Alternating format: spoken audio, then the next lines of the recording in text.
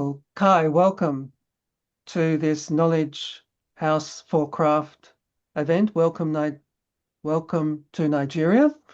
I'm Kevin Murray, part of the Knowledge House for Craft. I acknowledge my colleague Christina Zetterlund, who's with us, and also Emmanuel, who's on the board as well. And I'm speaking to you in the land of the Wurundjeri people of the Kulin Nation, and I pay my respect to their elders and to the ancestors of the lands where you come from. So this series is a way of opening up an understanding of craft beyond the purely Western or modernist understandings of craft to think about the differences and the connections that can occur between cultures. I have a feeling in this particular case, given the breadth of what we're looking at, that we're probably going to think that we know less by the end of today than we did at the start. But that's probably a good thing because, as they say, it takes a lot to know how little you know, because then you understand the complexity of things. And I think that's a very important part of learning. So the discussions and conversations that'll be part of our event today will be recorded and then distilled into our knowledge repository as a index of an understanding of what's happening in Nigeria and the meanings of craft. We're very privileged to have a number of very important people here to share with us, including Wale Agonyale, Ganiyat Sani, and Emmanuel Salate. I'll give you a brief biography of those before we begin.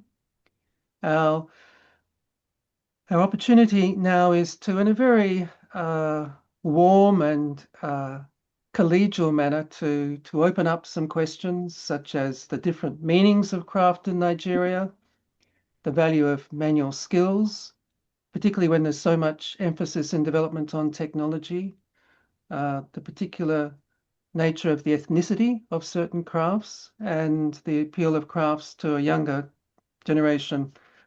Oyobami Agumbes, wonderful to see you again. It's my privilege, first of all, to introduce Wale Ogonyale. He will give a brief presentation and I'll introduce the other two as we go and then open up to a broader conversation. So Wale is a Nigerian researcher and documentarian of Yoruba textile craft. As a 2024 grantee of the British Museum's Endangered Material Knowledge Program, he leads a project documenting the weaving and designs of, now excuse my bad pronunciation of the different Nigerian languages, of Asuofi, the decorative Yoruba woven cloths featuring Alapasa, Alabe, and Jawu, carried out across Asayan, Oyo, and Ibadan. His fieldwork records the looms, tools, and techniques of master weavers, preserving an endangered body of craft and knowledge for future generations. And we're very lucky that Wale is going to explain to us a key concept in this discussion, which is Agbo Ile. Please, Wale. All right.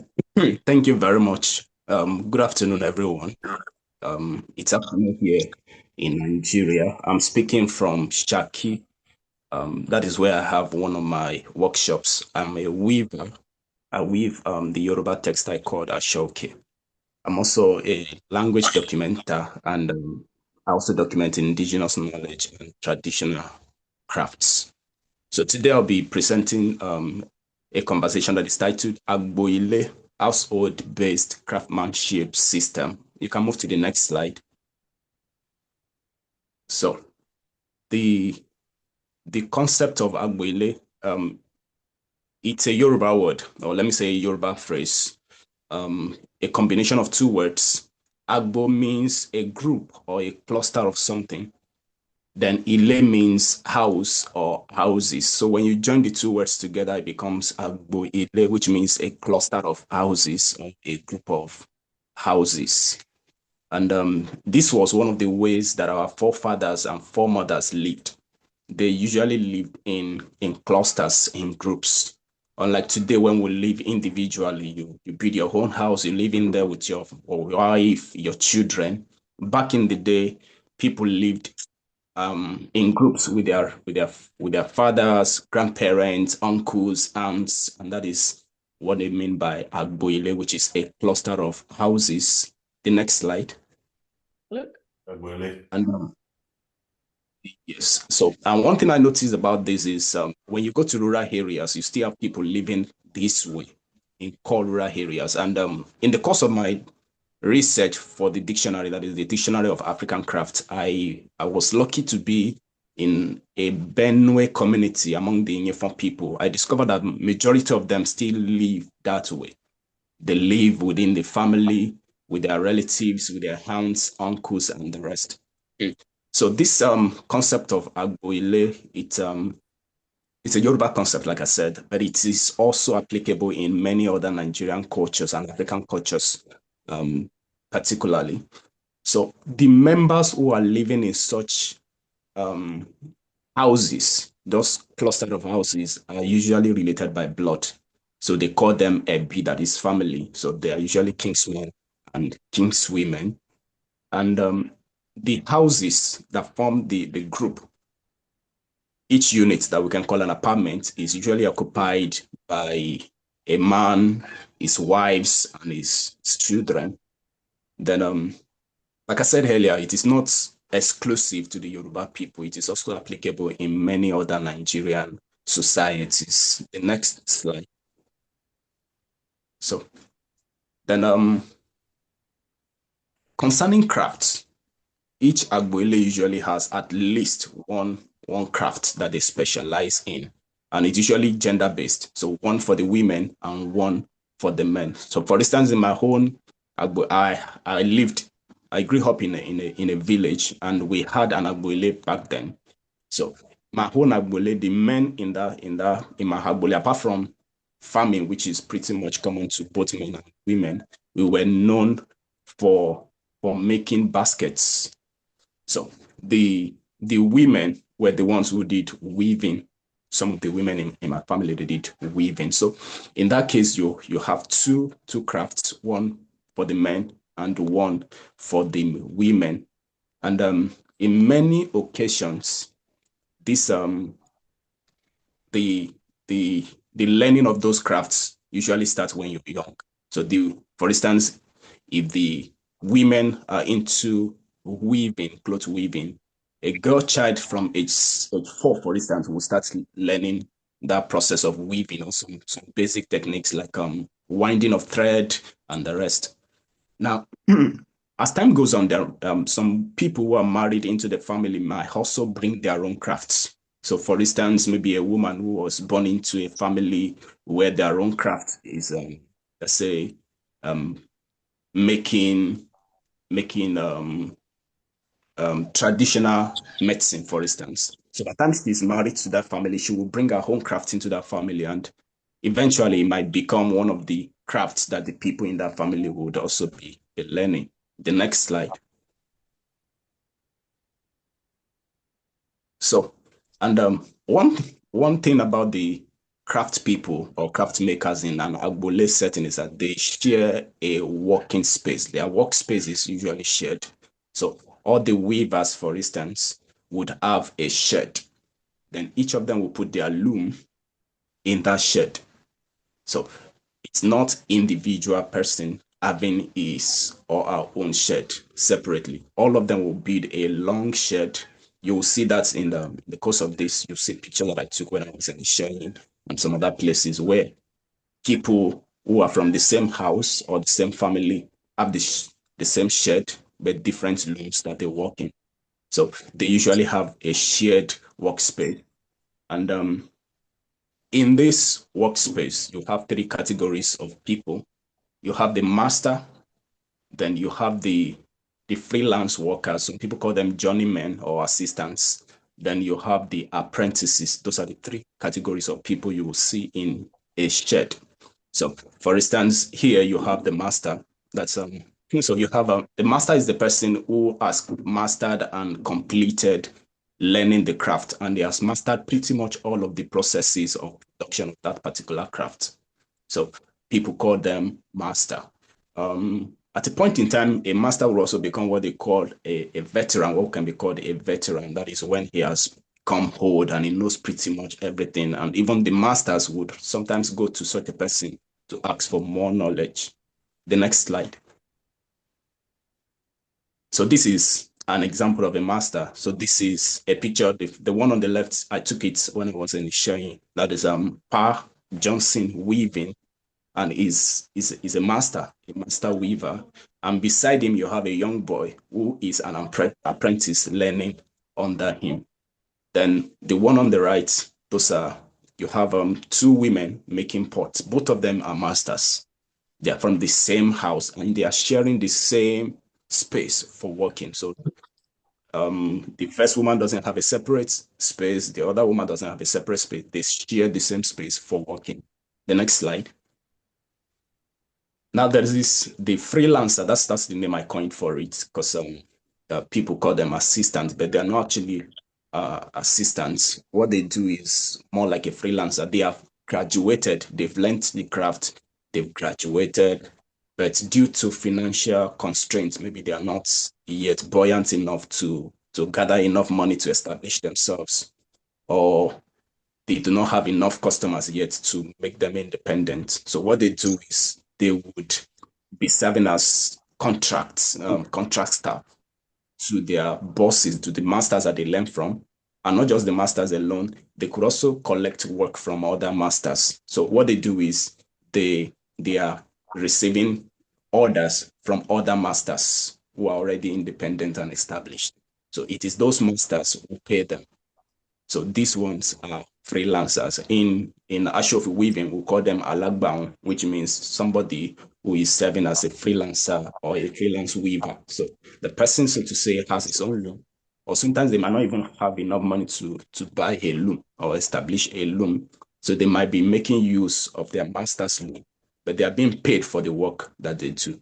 So that is a freelancer. He has learned, he has graduated, but he doesn't have enough money yet to establish himself. The next one. The last category of people. So this is an example of a freelancer. For instance, in this, for the weaving loom here, the shed, we have three people here. At the close shot, will show the man who is in the middle. He is the father. There is one of his boys, one of his sons, who is working as a freelancer with him. So he has graduated, but he doesn't have enough money to establish yet. So he is working for the father, but the father is paying him. So that is a freelancer. Then to the right, you have Tunde. So this Mr. Tunde is a freelancer. He learns weaving for a few months. And because he's a student, he's using that to make some money. So but he doesn't have customers. So like he's not an established weaver. So what he does is he collects orders from other master weavers. And those are the people who pay him for his job. The next one. Then the apprentice. So that is the last category of people in any communal or household setting for craft. So an apprentice is a person who is still under the training of a master. And the master in this case is usually their father or their grandparents or their mother or aunts or any other relative in the family. So what they usually do is they take up this particular apprenticeship when they are still very young, sometimes at age 4, sometimes at age 3. And that is why most of the people who learn through this apprenticeship system, that is when they start very young, they will tell you they didn't learn, so to say. They will say they were born with the work. So for instance, when I was getting some interviews, asking people how they learned weaving, they will say they didn't learn it, that they were born with it. And what they meant by they were born with it was that they didn't go outside of their home to learn from other people. They were watching their parents do it. So it was more or less being born with. So they were actually practically born with it anyways. So an apprentice will spend some years with the master till he learns all of the processes that are involved in the production of a particular craft. And when they are now certified by their master that they are already good, they will do graduation. In Yoruba land, we call it Ominira or freedom. That is, the person is now free. They will have a ceremony, then they graduate, they can now establish their own business if they have enough money. If they do not, then they can serve as a freelancer for some months or maybe a few years before they can become an independent master. Now, the difference between a freelancer and an apprentice is that an apprentice is not usually paid. So, but sometimes um, a master might give the apprentice some a stipend for allowances like food, for instance. He might just give maybe a little money to buy food. Or sometimes when they make a big sale, he might be so happy that he gives them some for some of the things that they have done. But it's not usually regular and they are not entitled to it. Like a freelancer who is entitled to the work that he has done. Now, the apprentices are in two categories. You have the junior apprentices and the senior apprentices. The senior apprentices are those ones who have stayed so long in the learning of the craft. So some of them have stayed like 4 years, 5 years, depending on how many years it takes to learn the craft. So those ones, they already have complex skills on the job, so they can serve as supervisors to the young ones or the new apprentices. Then the new apprentices or the young apprentices or junior apprentices, those ones are still in the job or in the training. So most of the times what they do are the basic things. So for instance, if it is weaving, they will learn how to wind thread, they will learn how to prepare wefts. So, but they wouldn't be given complex work like preparing warp. They wouldn't be given complex work like making designs on clothes. So that would be for the senior apprentices who have already gained a lot of knowledge in the craft. The next one. So those are I think I've explained this. So those are the apprentices under the master. So they might, at the end of the day, when they are now fully knowledgeable, the master will now certify them and release them or do freedom for them. Today, people have certificates that they give to their apprentices when they are now fully certified that they have already graduated. But one thing I notice is that people will learn under their fathers, or for me, I learned weaving from my aunt and my mom. So I didn't have any certificate to prove that because we believe that you're not supposed to have any such certificates. Although people now they still, some people learn from their parents and they still give them certificates to operate. For some modern in cities, for instance, I've been to Ibadan, I've been to Lagos. There are organizations, for instance, tailoring organizations, that if they do not see your certificate on the wall, they might not allow you to operate. So, but that is usually for some of those jobs or works that they have organizations. Weavers also have organizations, but we do not usually ask for that because we believe that this is a job that you usually learn from people who are close to you, and such people might not eventually give you certificates. So because you're already learning from them, they are your parents, so you do not have such certificates. The next one. So this is an apprentice. So on the left, you have an apprentice pottery maker, a younger, and a brother, a young boy too. So the mother was not around that day I went there. So the mother was the one who taught this girl how to mold pots, and she's already making tiny sizes of pots. So they might not actually, these are not the real sizes that they take to the market to sell, but these are the ones that she's using for practice. Now on the right, you have an apprentice, a boy, winding wefts. So those are some of the basic things or tasks that are given to young apprentices. The next slide.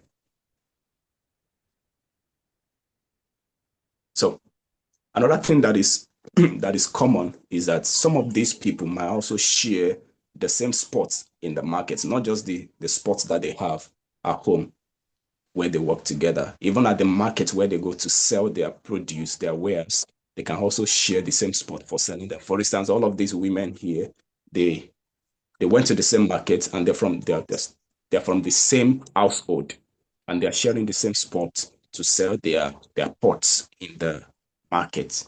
So, and one thing that is helpful in this case is when one sells her wares, maybe all of her wares, by the time some other people come to her, she will recommend some other people from her own household to also sell to such a customer. So that is a helpful way for all of them. The next one.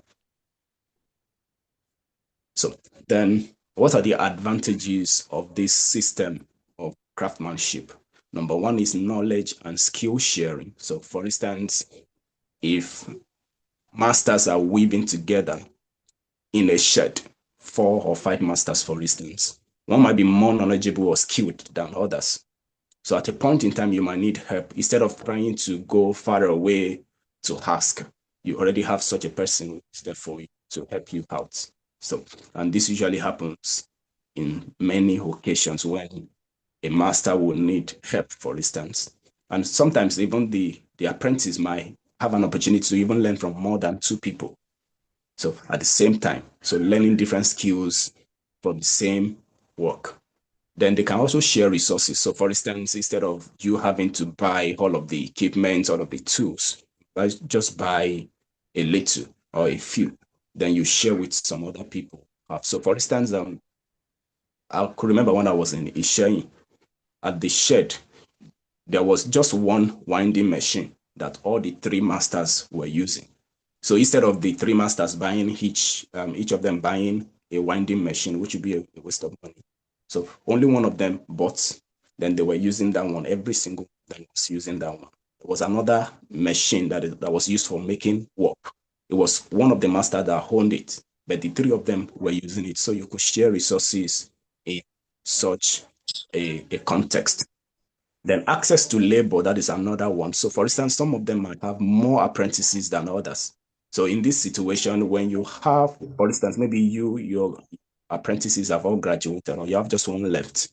So the people who are with you, the masters who are with you, who have more apprentices can let their own apprentices help you out. So you have access to labor, which might be cheap or even free because they are your family members. So you can easily call on them to help you out with some tasks. Then you have specialization in crafts. That one is, I think I wrote about this one in the coming book from the Knowledge House of Crafts. I wrote about this specialization. For instance, there's a house that I went to in Ishayin. Many people are weavers there, but there were about 2 of them who specialize in designed weaves alone. They do not do plain weaves. They only do designed weaves. And designed weaves are getting into, they are not common these days any longer because they are more expensive for one. Then 2, a lot of people do not know how to weave those kind of designs because they take a lot of time and a lot of creativity and so on.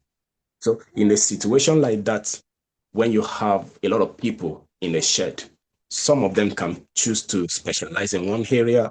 Then some other people will choose to specialize in other areas. Then some other people will choose to specialize in other areas so that every kind of order that customers from anywhere might want to bring, you have somebody who is able or capable to do it. So that, for instance, if all of them just specialize in plain weaves, by the time a customer comes with designed weaves to make, then you might not be able to do it in that shop. So in this case, you see in a shed, they're not just all of them, they might know how to do the plain weaves, but some of them will specialize in a particular area of that particular craft. So I think this is becoming common and more common these days. Then it's also a way of preserving and transmitting family crafts. So it is possible to do that when you're in a group. So you can transfer the craft of your family to the younger generations. So, and as time goes on, you get to see that such a craft would die. And I think that is one of the reasons why Ashoke weaving is still thriving in places like Ishayin and Ilorin, because in those places, they're usually done in groups. Unlike in places like Ibadan, where you have just individuals going to do it. And by the time the individual maybe dies or doesn't have an interest in it any longer, you don't see children or people around them taking it up. Then in places like Ishayin, when you have families doing it in group, you are hardly you can say that such a craft will not die in such a place, because you will always find at least a child or two that'll be interested in what you're doing. And eventually, before you know it, the child takes it up as their own job or maybe a part-time job. So I think these are the advantages of an Agbole system of craftsmanship. Okay. Thank you so Thank you. much, Wale, for that. We've gone a little bit over time, so if somebody has a brief question, I would just like to ask Wale, what happens to the products? Do they all go to market, or are some kept for ceremonial purposes? Yes, in most cases, people do this for sales. So, but there are some clothes that you keep for ceremonial purposes as well. So, for instance, there's a kind of cloth we call asholono. That one is usually worn by Ogboni members. Ogboni are the traditional fraternity among the Yoruba. The men do it, women also belong in that particular community. So that clothes that they wear, we do not usually advertise it. So it is only members of that community who would come to you, and there's a way they will identify themselves. You do it for them. So such a clothes, you do not display it. You don't take it to the market to sell. Those people who know that you make it will be the one that will come, or among themselves, they will just contribute money, then bring it to you, then you do it for them. You might not even know the customers that you're doing it for. So Good. that is That's it. very interesting. Now, Monica, just one quick question before we move on. Very, very quick question, just coming from the rights perspective, and very interesting, this presentation. I just wanted to ask if the terminology master weaver and apprentice, does this have a specific name in the local language, or are these terms that are used locally? I'm asking this looking from the traditional knowledge perspective and traditional knowledge systems and the rights that such communities can be recognized and respected because of the particular system that they operate in. Yes, that's a very good question. Yes, all of those terms that I used they have their local alternatives. For instance, the master weaver is what we call Ogaishe, that is the master. Then the apprentice is Omoishe, that is the child of the master, so to say, because in most cases it's usually the child of that master. Then the freelancer, so that's why I use the word freelancer, because a lot of people use assistant, but in the local sense of it, it doesn't mean an assistant. It means somebody who freelances. That is in Yoruba's context, we call it alagbashe or alagbahun if it is a weaver. So those ones they have. So I based it on the traditional knowledge system of the people. Okay, thank you very much. And I think you say Eshe, is that right? Yes, Eshe.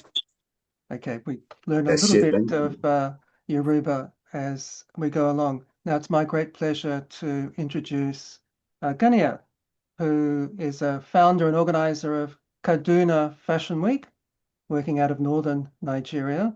Her work brings together tradition and contemporary creativity, giving designers and craftspeople from the north a platform that's too often overlooked in the fashion scene that's centered in Lagos. She's built Kaduna Fashion Week into an annual fixture that champions regional identity and northern Nigerian craft. And I think there's a very exciting event coming up with Kaduna Fashion Week that she might mention to us as well. Welcome, Ganiat. Thank you so much, Kevin. Thanks, Wally, for that interesting presentation. Yes, so I am a curator, a cultural manager, and also the founder of the Kaduna Fashion and Arts Festival. I mean, a lot of people say it's the Kaduna Fashion Week as well, but we work with art, contemporary art as well. I just want to share my screen real quick.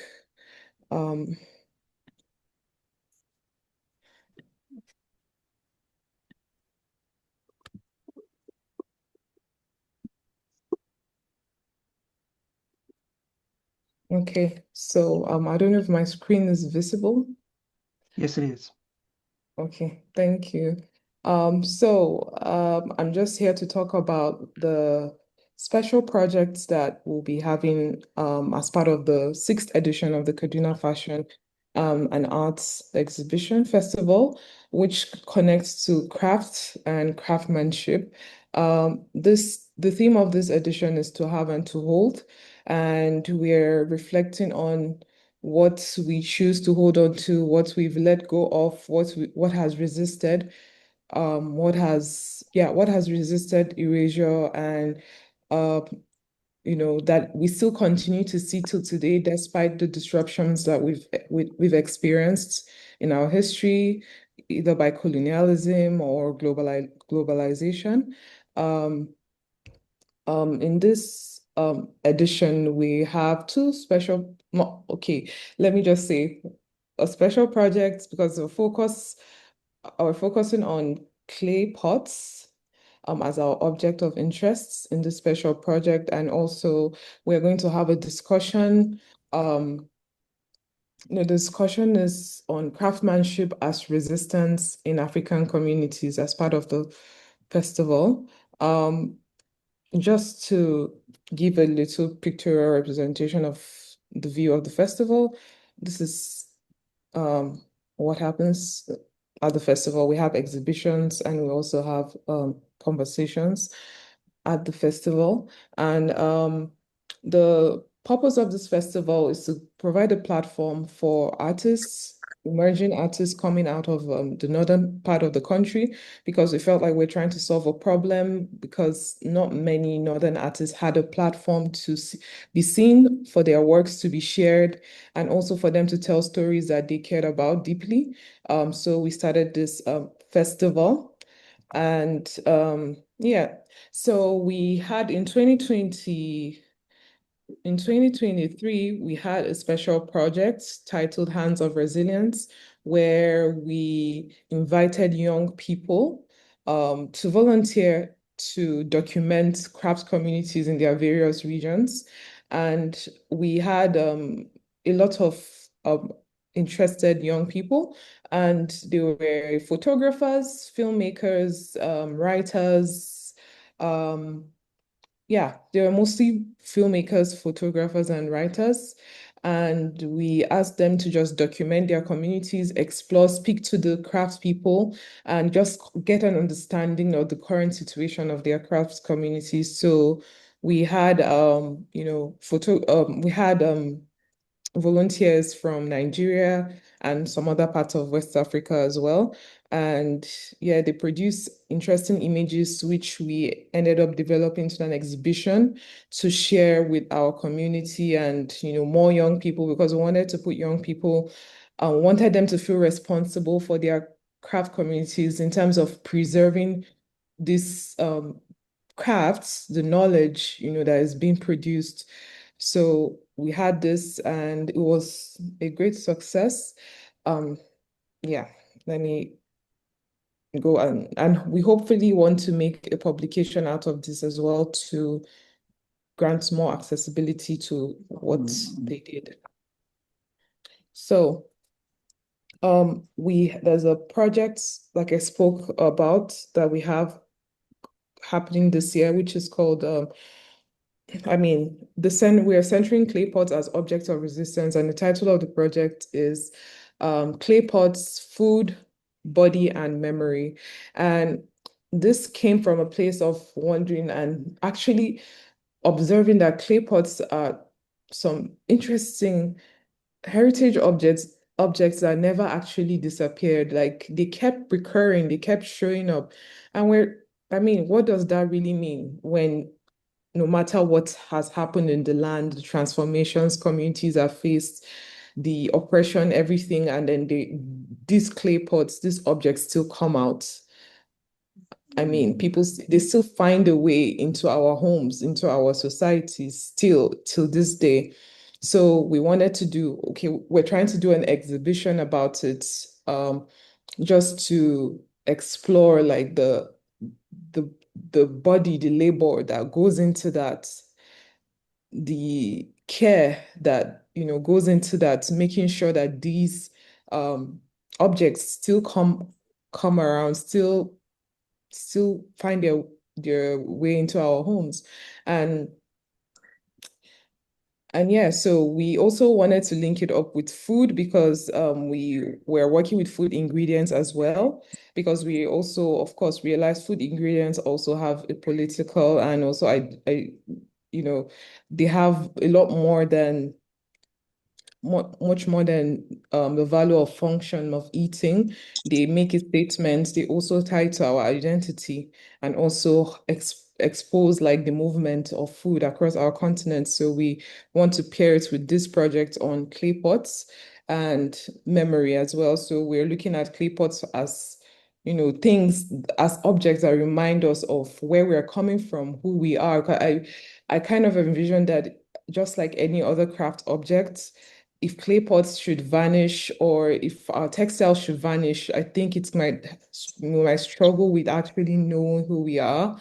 So we we're trying to use this work to emphasize on that, to celebrate that, and also put more recognition and highlighting the communities that have made this possible. And just I just add on the other image. Oh, sorry. There's an image of a clay pot here, and then the other image of the woman in Dada pottery. So Dada pottery is a community of women that make, clay objects in Ilorin, Kwara State, and they really like this is very sacred to them. It's something that they protect because even you can't even just walk into the communities and just you know try to, maybe just like you just want to talk with them and you just want to, they are actually wary of exploitation in that sense. They are very protective of the knowledge that they have and the arrangement that they have because it's all women that are working on this, and they they are able to make it so. And this is something that has been in existence for as long as old as the city itself, which is Ilorin. So it's also an example of how women have been custodians of this, practice, and made sure that these practices have been sustained over time. And then there's the Igara community in Ogun State, Nigeria, that also has a similar arrangement of women being, at the forefront of clay pot conservation and preservation in our country, Nigeria. So these are the things that we really want to speak about, through contemporary art, and we're working with female artists to bring the exhibition to life. And as part of the public programming for the exhibition, we're going to have a clay pot cooking session, as well as a reflection session as well with the food ingredients that we'll be using. The food ingredients include hibiscus and jute leaves. And the reason for this selection of these ingredients is because of course, their historical and cultural significance in our community, but we're also extending this dialogue to, beyond our location. We're inviting artists from Egypt who also, work in the practice of food and food ingredients. So because in Egypt, they also, they consume a lot of jute leaves in their food, as well as in Nigeria. So we're trying to create a bridge, extend that bridge, and create dialogue between these two different contexts. I'm so sorry if I'm talking too fast or rambling. All right, we'll have to finish up soon, I'm afraid. Yeah, sorry. Well, craftsmanship, craftsmanship as resistance in African communities is the conversation we'll be having at the festival. It's a very much important conversation that seeks to just show how craftsmanship is a way of us like trying to hold on to something that is ours, that is innately ours, that is a part of our identity, a part of our existence. I really enjoyed what Wale said about people you ask about okay, how did they learn how to do this craft? And they were like, they just they just know how to do these crafts without even saying, oh, they learned this and this, or they practiced or something, but they just know how to do it. And it's something that reminds me of muscle memory, or maybe like a genetic transfer, if possible. I don't know if one day we could look at the possibility of that happening, but it's kind of like a muscle memory kind of passed down beyond just the physical know-how. But it's very interesting. So with this conversation, we hope to emphasize more on how we need to hold on to our crafts, because it's not just about making a source of livelihood, but it's also about having a sense of autonomy on ourselves, and also making sure that, you know, we have this continued sense of self in all that we do, especially as a society that is, you know, continuously consuming a lot of global products or global outputs.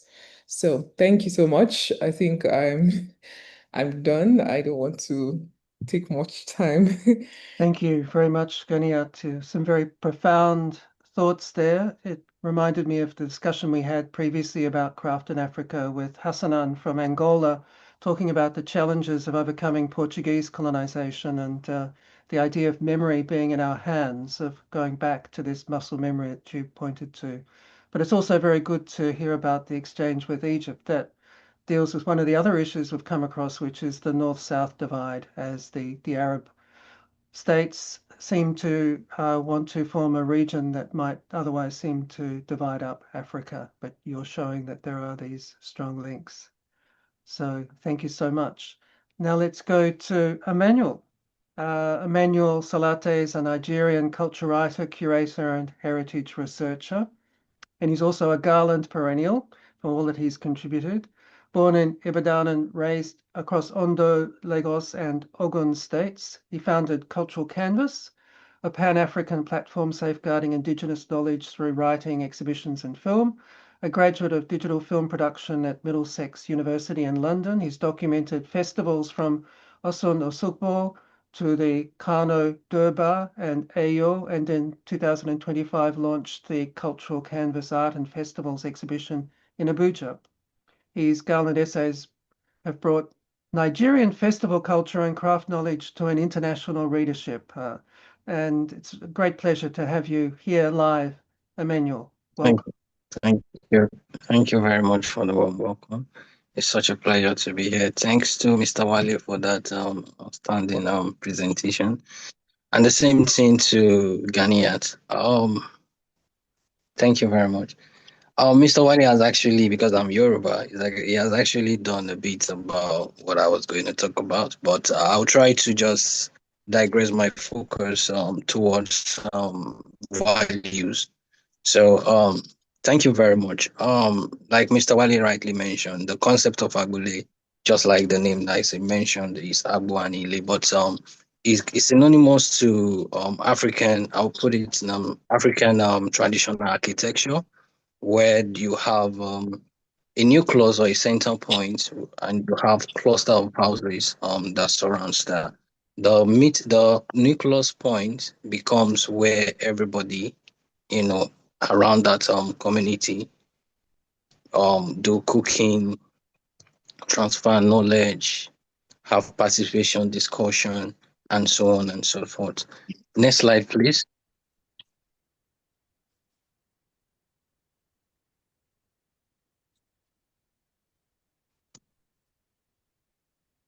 Next slide, please. It's there.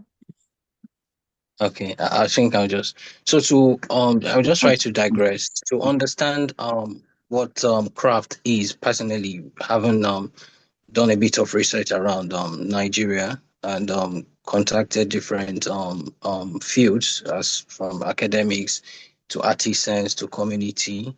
I would like us to look at how the world already see craft in Nigeria and trying to look at it inward. I will try to trace it back to colonization, right? A lot of African or Nigerian crafts, we can take, for example, the Benin bronze, were taken from their place of origin and moved outside to be exhibited in Western Museum, just like the British Museum, the Brooklyn Museum, and so on and so forth. And in the course to making that happen, to creating or making African Nigerian craft a commodity, turning that cultural that object that is culturally value, turning it into a hard commodity to be presented in Western Museum. They rephrased our misrepresent African art. So that is where somebody like Charles Ruffin came about. COA, that certificate of ownership, came about provenance, and that over time became a problem on how the world view African art or craft that is still eminent to this very day. So Charles Ruffin used provenance. Provenance is the transfer of, I'm trying to put a balance between art and craft because that is the problem we currently have in Nigeria. Use the word provenance or use the concept of provenance, which is a transfer of African art from a white person to a white museum.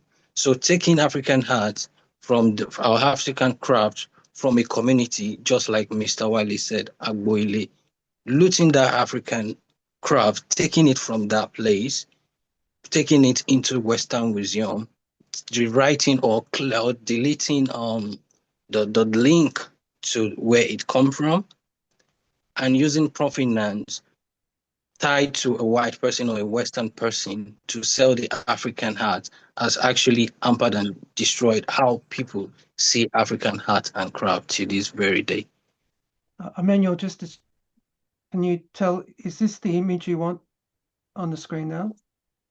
I'm just trying, because my slide is kind of similar to what I was going to talk about is virtually what Mr. Wale has talked about. So I'm just trying to. All right, I'll just go. I'm trying not to repeat the same thing that he has already said. So, in understanding African art, we have to African craft. We have to look at it from a more, not from a global perspective, rather than a more the more that can take time to look inward, because right now the world at large see African art for just as a beautiful object rather than the intention and the cultural value itself. So so if I were to talk about few African craft that that I've put together, I would like to talk about is the bata drum, which is a very beautiful craft from a craft community that is going into extinction. Mr. Wiley already talked about Ashoki Ashofi. If I'm to repeat that, that would be me repeating what you have already said.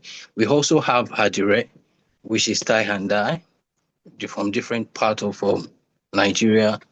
Yes, the Abeokuta tie and dye is the one that is popular, but the tie and dye community in Nigeria is vast. It's not just only limited or comes from Abeokuta alone. It comes from different. We have tie and dye in Kano, we have tie and dye in Taraba, we have tie and dye in Kogi. But like I said, the problem is the problem of how it has gone wrong from the start, because we do not a Nigerian craft do not have any form of proper documentation, and this has already caused a problem which is still eminent today. So I would like to go to the next one, which is how the problem of how the world see African craft, even within Africa itself or Nigeria itself, how there's a gap between designers, curators, academics, and the community themselves. Because if we're to look at it, Mr. Wiley used the point, he actually emphasized on there's no need for certificates. You learn the work, you go out there, you make your sales and what have you. But there's a big divide right now, which is certification. Now, in the concept of academics, lecturers, the people, I'm just talking about Nigeria now, do not see themselves connecting or relating to the craft community, which is putting a big strain on them, on the craft community or craftsmen or people in craft getting value or getting compensated for the work they do. Nigerian, I would take for example, Hadire is going global. A lot of people are putting it on runway. A lot of people are putting it on big blogs and things. But the community where the traditional tying and dyeing of Hadire comes from are not connected or are not appreciated or mentioned usually when they when they make use of such craft from that community. The same thing right now, we also have the same problem with the leather works or leather in the leather community in Nigeria. We have the likes of Gucci, the likes of the big brands when it comes to leather, come to Kano, take the right raw material from those community, use it to create massive lines which they call couture without referring or giving IP to the community where this traditional material comes from. So for me as a person, having put this whole experience together, what I discovered is that a lot is happening to the craft community in Nigeria right now. And if something is not done urgently, a lot of this knowledge has gone into extinction already. More we go into extinction because as a craftsman in Nigeria, there's a way, even though the society looks at you, they look at you or they qualify you based on your education, they qualify you based on how many the houses, your well-being. But unfortunately, the craft community or the craft of men or women that come about this that holds this knowledge are suffering, living on minimal value to what they do. So that is why I came about. And like Mr. Wiley rightly said, I noticed EMKP has been doing a lot about documentation, but I personally also feel it's not just about documenting and keeping it in a place where people do not have access. I feel like it's a lot that has happened has happened to Nigerian craft.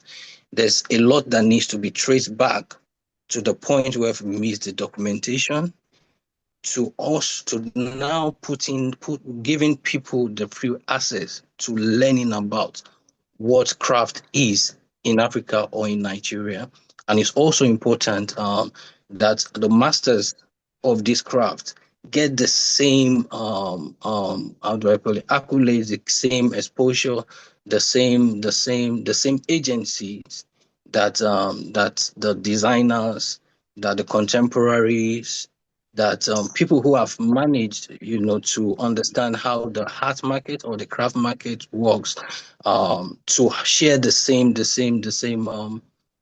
values or the same benefits as they. So yes, I'm currently working on a project which is called Invisible Masters, and my intention is to go around all this craft community and give a voice or document, not just documenting, yes, and also creating documentaries about, their challenges, the problem of how this craft might go into extinction, what they've been able to achieve, and just something along the line. Then the last thing is that currently I think is also happening in the global space, the proliferation of machine-made products, like we have in textile. We're talking about there's a lot of fabrics that go back to this crafts community. Look at their own look at their design, print into machine, create something that is even cheaper, and when it comes to time, is more efficient. So also the craft community in Nigeria are currently facing that because they are unable to compete with the machine made products. So that would be it for me now. Right. Thank you so much for your insights and your passion for the crafts that you believe in and your culture more generally. Emmanuel, you've raised some serious issues, and we've got just a few minutes for discussion. And Ganiat, you've got your hand raised as Monica does as well. Ganiat, if you'd like to Yeah, thank you make your so comment. much. Thank you. So regarding what Emmanuel said about, the challenges, it just reminded me of what I saw in a weaving community in Ilorin, in Kwara State, and how they have, like, of course, they work, it's like a compound based, like a household based, model, but they also like have like a place where they work together, and the place they work together has, you know, the infrastructure there is almost, I think, dilapidated, and they need support. They can't do it on their own. There's no one funding them. So you find out that their infrastructure as well is fragile.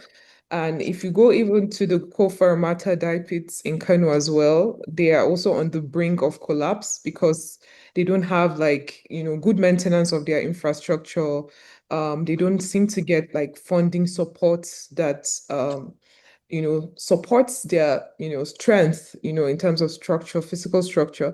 And I mean, I was speaking to the person in the Ilorin State Ashoke weaving complex where they do it, and he didn't want to talk to me about anything because he's tired of people coming to talk to them, making videos of them, like photographs of them, documentaries, and they don't even get any of the like they don't get the monetary gains. They don't get any kind of funding that translates to their own support and sustenance because they can't really rely on just their craft anymore, because not like before, there's so many things that can replace them these days, or that can even take away from their, their economy. So that is what I just wanted to add in terms of what I've observed as, major challenges that that craft communities face in Nigeria. That's very good So, to know, Ganiat. yeah, thank Thank you. you for that. Monica, did you have something to add? Yes, I just wanted to offer, if there's interest, that we do a session from the Cultural Intellectual Property Rights Initiative in support for all the speakers today, and focused on the Nigerian craft ecosystem and traditional knowledge systems and needs and challenges of the African group that is demanding a international treaty for protecting traditional knowledge and traditional cultural expressions that would look at obviously a lot more comprehensive at all these types of challenges, from infrastructurals like consent and compensation, in documentation as well, because a lot of knowledge is extracted from communities without the reciprocal and a fair and equitable benefit sharing. So in case there is interest, we'd be happy to find ways to do that and weave a session like a spin-off of this together, focused more on how can we kind of come with institutional and practical solution that are rights-based as well. That would be wonderful, Monica. Thank you so much for that. We'll certainly take you up. I wonder, Ayobami, your article in Garland testified to quite a strong commitment to the weaving in your community and its relationship to the neighboring country of Benin. Is there anything you'd like to add to the conversation or to emphasize what's been said? Hello everyone. I think Mr. Wale has said one of the overarching structure of how the Agboile structure is set. I grew up in this particular setting in Badagry, and I'm even from the Ogu tribe. I'm an Egun man. But the Egun tribe is right. We've had like dealings with the Yoruba people, which is why the Agboile was also like is something that also like transferred, down to my community in Badagry, right? So we have dealings with like the Yoruba people, with the Egba people, and down into Benin Republic. Oyo Empire was in control of Porto Novo for a long time. So those it's easy to see how those cultural influences can pour into, can be borrowed from other cultures that we have interacted with as well. So the weaving culture is very, very evident across the face of my culture growing up in Badagry. And it is just as Mr. Wale has painted it. It's it's it's uh it's passed down from one generation to generation. It's very I was I nod to the attestation that when you ask people how they came about this craft, they will not tell you that they learned it anyway. They will tell you they were born into it, right? So it's mostly because they cannot trace back to the moment where they made up their mind that this is what they wanted to learn, right? So it's from when they were children, it's being done at home, and they just pick it up, and then eventually they know how to do these things. And then that is also why, because the form of learning was also not a formal one. There was no decision that this is what this child is going to learn, or this is right. So there was also no need to give them like a formal certificate for it, that okay, you are now done learning, because it's something that you continue to learn. There are people who have done it into their old age, right? So that was really conversant with the weaving of the reed material from Badagry as well, because we also have the ones where we weave for brides, any yawo. It was also a culture that was brought from the Yoruba culture, where we also decided to now start, making intricate weavings to lay on the ground for a new bride that is coming into the Agboile, right? Because usually the bride is from another community and then she's coming. And so to welcome her, the women in the Agboile family would weave beautiful, intricate bars, and they would write her name on it, and it would be dyed beautifully. And then when she's coming with her own family, the wives in the Agboile will go out to meet her on the street, and then with dancing, and then they spread those mats on the floor for her to like walk over. So it's a whole ceremonial weaving that is only done for to welcome a new bride into the larger family, and weaving structure and all that. And also what he said was also important when he said the woman is also bringing her own craft practices from her family, which will also benefit, right? Which will also benefit the family that she's coming into. So it's like a whole cultural exchange thing that is also going on.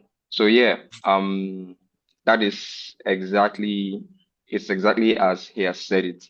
And I'm also using photography to also document these things as I'm going, as we are introducing new ways of, weaving, and new ways, new languages into like the craft system. We are also documenting these things because we want to see how, the effect that they are having on the society as we go. So yes. Thank you so much, Thank you. Yeah. Ayubami.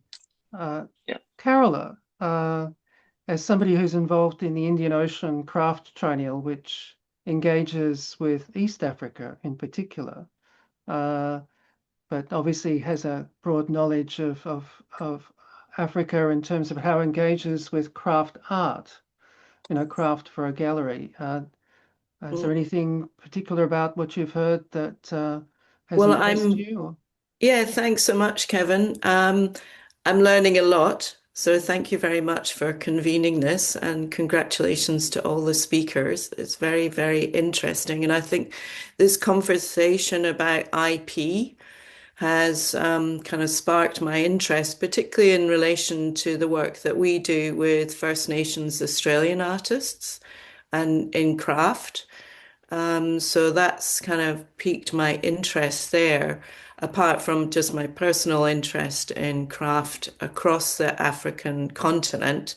But yes, with the Indian Ocean Craft Triennial, we've been mainly focusing on those countries that do border the Indian Ocean. And by the way, everyone, I'm based in Perth, Western Australia.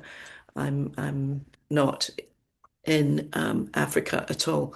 But yeah, it's I I think it's really fascinating about also maybe to ask the speakers, and thank you, Wale, Emmanuel, Ganyat, and Ayabami, for your contributions.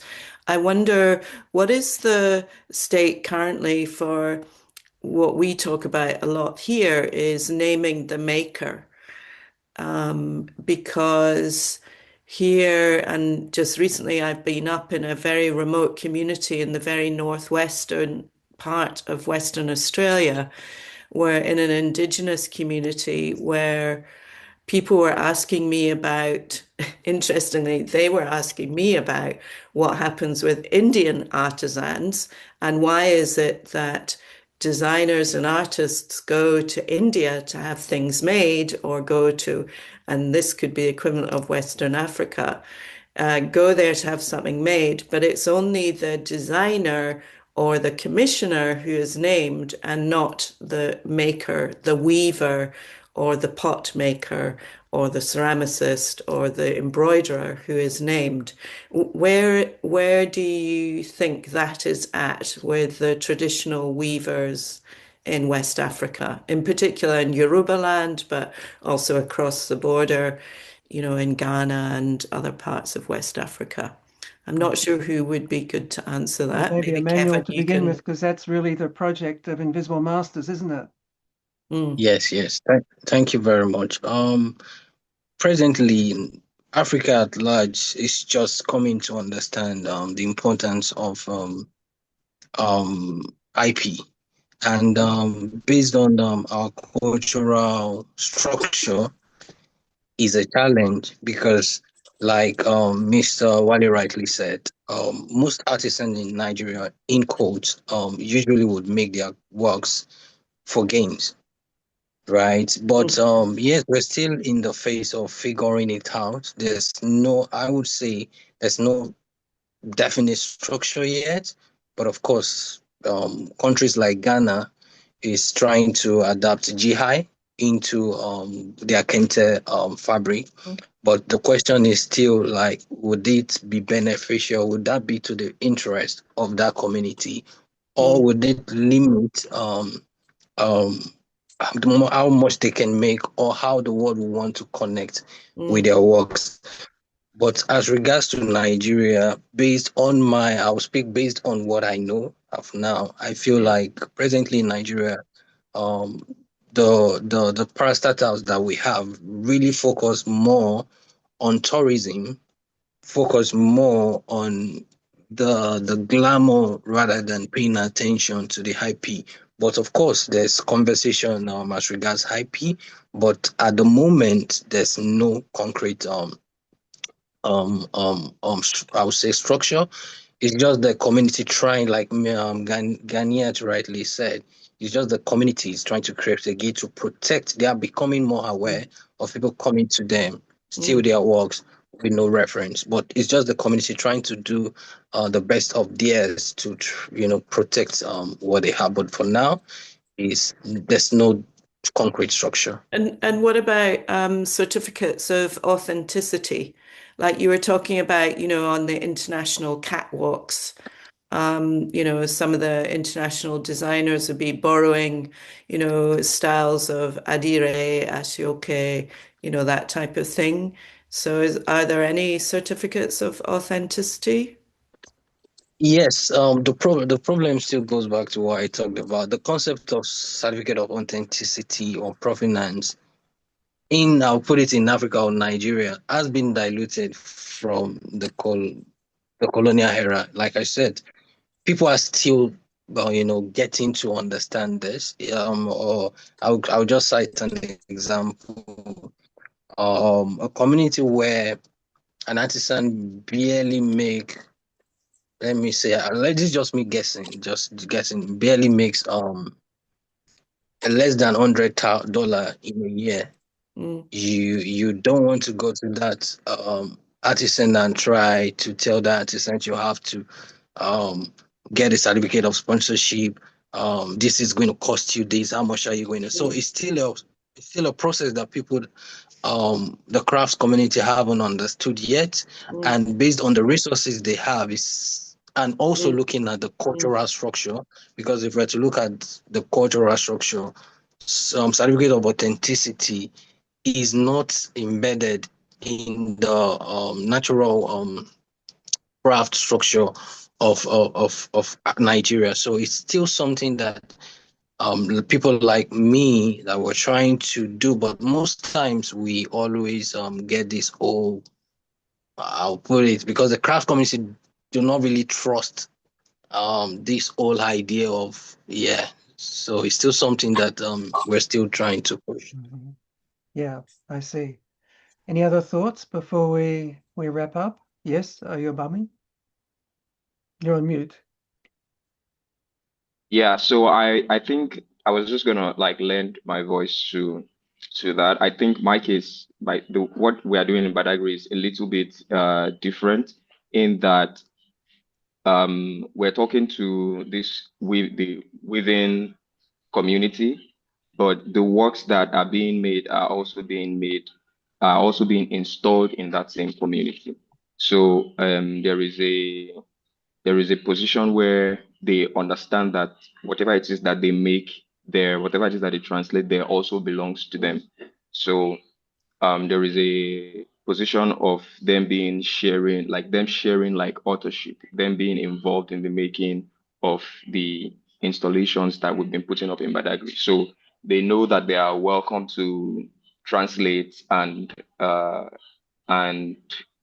contribute, right, to the makings of this new installation, of these installations that we're putting up, because like it's a new language, it's a new translation of the craft language. So there is no pressure to there's no pressure to there is no pressure to kind of want to own it. They know it already belongs to them, because whatever it is they are making is going to be installed in their community. So there was a situation where the last installation that we made, it was supposed to be up for just like 4 days, because they needed like the fishing stilts back to continue work. But because another community was going to come and also see what they have put up, they decided that I was going to be up for 3 or 4 more days, just for more people to come and engage with the work. So like Mr. Emmanuel rightly said, the whole idea of copyright or ownership and all that has not been fully embedded into the African craft system. So one of the ways we are trying to imbibe that is to ensure that they understand that what it is that they are making also belongs to them. Thank you, Ayobami. It seems like there should be an Atlantic craft triennial to make the most of what you're doing, because it would seem a greater project for the Indian Ocean craft triennial if you're on the other side of Africa. But hopefully that project will translate. Wale, did you have something to add? Yes, yes. What I want to add is bringing the craft persons together. I think that is one major issue here, especially in weaving, that I know. In a particular town, you might have 2, 3 different. Now, to bring all of them together under one umbrella is usually kind of not easy, and this could be due to a lot of things. So, for instance, people who use the narrow loom, they will form an organization. People who use the broad loom will form an organization. People who use the women's loom would also form another organization. Now they're doing pretty much the same thing or similar things. So, but they wouldn't have just one single organization that you could call Weavers Association. So there was a time they were trying to put this together. I think there was an organization, an initiative from Abuja, that's the Federal Capital Territory in Nigeria, that was trying to establish an umbrella body that will cover all weavers in the country. But some of these weavers, you have to convince them a whole lot to join before they would believe you that the government is not trying to, bring another gimmick to them in order to maybe capture them or make them pay taxes for the work that they do, and with no support from the government. So I think that is also one major issue when it comes to all of this. Yeah, element of trust obviously seems quite critical. Perhaps the last comment, Monica? Yes, I just wanted to say that I'm so much enjoying this conversation. I really, really think we should do a spin-off of this because it's indeed what we've been working on for the past 8 years in our communities in Romania. We have the same challenges. So the conventional IP system is not suitable for our knowledge systems, and it's not designed for the way our knowledge is transmitted, our knowledge is created. It's Western, it's a colonial system. It doesn't reflect our knowledge systems. It doesn't protect in the way we need. So at CIPRI, we're working a lot on what we call sui generis systems and creating tools. Sui generis means unique systems that are designed to protect this type of knowledge system. And for example, in my community, we have a collective knowledge that is both it's cared for and responsibly transmitted. We call these custodianship rights. And then each individual is an author, uses kind of from that knowledge, but brings in their personal contribution. So as Ayobami was saying, there is an individual the work is of the individual, but it at the same time is of the collective. And that's something that the Western IP system can just not compute. So it's really important that we discuss these issues and come with or come and be vocal with our examples in the places where decisions are made on what kind of protections will be applied. And this can happen also at national level, but also in the international level. We managed to be part of these negotiations at WIPO, where there is a fight between states that kind of want to impose the colonial system and states that say, well, it's much more complex and much broader. It's not only, you know, one idea that belongs to someone. It's not ownership. It's something that we live. It's embodied knowledge. This is embodied knowledge for generations in my community, and I am wearing it, but at the same time, I'm embodying knowledge from it. And you can't see it because it's in me. It's really things that are difficult to explain, and lawyers. Many lawyers can't really get their head around it because they are built in different, but I think that's so important that this knowledge goes straight in the heart of the communities, and that that we don't mold. Yeah, we don't Thanks. mold for the systems, but we come and say what are our needs for protection, and then where we can use tools that are conventional, we use them. But sometimes we might need to push for different tools, better tools that really protect our knowledge systems and not fit into some buckets that were created for other purposes.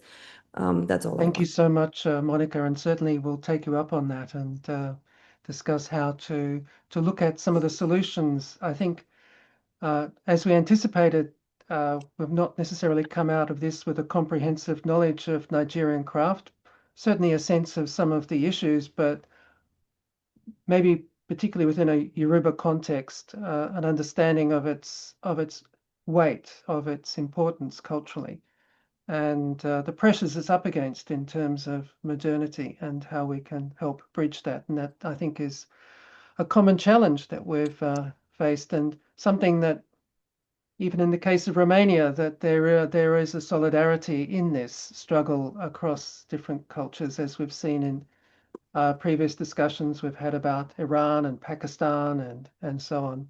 And coming up next, we'll be looking at Vietnam, and they're seeking to have a sort of a global overview of craft. Perhaps it's a different paradigm for world craft that's going to emerge in Vietnam. So this could be an interesting way of carrying on the conversation. But in the meantime, we'll look at certainly thinking about some of these structures, maybe not certificates in the legalistic sense, but some way of acknowledging authenticity. So thank you, everybody. Thank you, everybody, for being part of this. I will share the learnings of it through the Knowledge House for Craft. Thank you very much. Wale, Emmanuel, Ganiat, Ayobami, also Monica and Carola and others that are present here today.